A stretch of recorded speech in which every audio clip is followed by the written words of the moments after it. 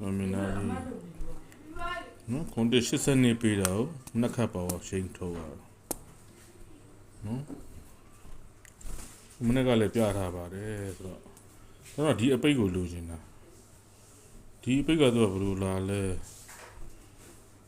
ခွန်6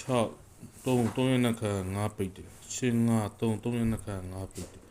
68 4ရနှစ်ခတ်က2ပိတ်တယ်ဆိုတော့ခွန်ဆိုတော့4ရနှစ်ခတ်2ပိတ်မှာ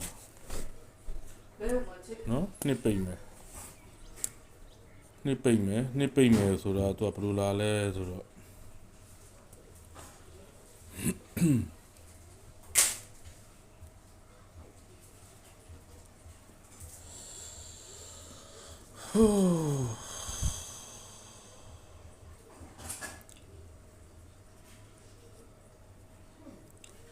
ဒီရှစ်က3လုံးပေါင်း8ပြီးတော့8ပါပါ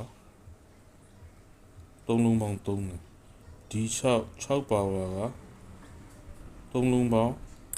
6က3လုံးပေါင်း6ပြီးတော့6ပါပါ3လုံးပေါင်း1တယ်ဒီခွန်ကဒီလို3လုံးပေါင်းခွန်ပြီးတော့ခွန်ပါပါက2တယ်3ပေမြောက်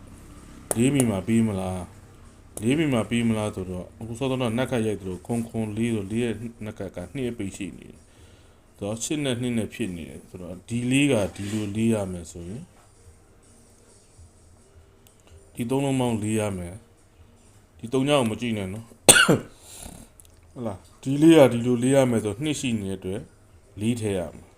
ယ်42နော်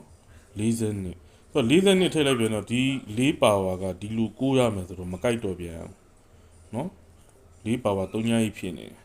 ဆိုတော့ကိုရီးယားဒီမှာဒီ3လုံးဒီခွန်ကဒီလိုလုံးခုံပြီးတော့ခွန်ပါဝါဒီလို2ရှင်တာဒီကောင်းနဲ့ဒီ4ကဒီလို4ပြီးတော့4ပါဝါဆိုတာဒီလို9ရှင်တာဆိုတော့ကျွန်တော်1နဲ့ထည့်ကြည့်မယ်နော်1အပိတ်နဲ့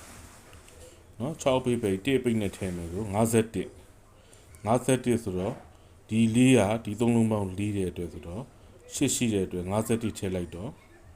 4ဝါပြီ4ဝါပြီဆိုတော့ဒီမှာ1ဖြစ်နေတယ်လေ51ဆိုတော့4ရဲ့ပါပါ3လုံးပေါင်း9ဝါမယ်နော်9မယ်8နဲ့1နဲ့9ဝါရ8 3ည1 9ဝါ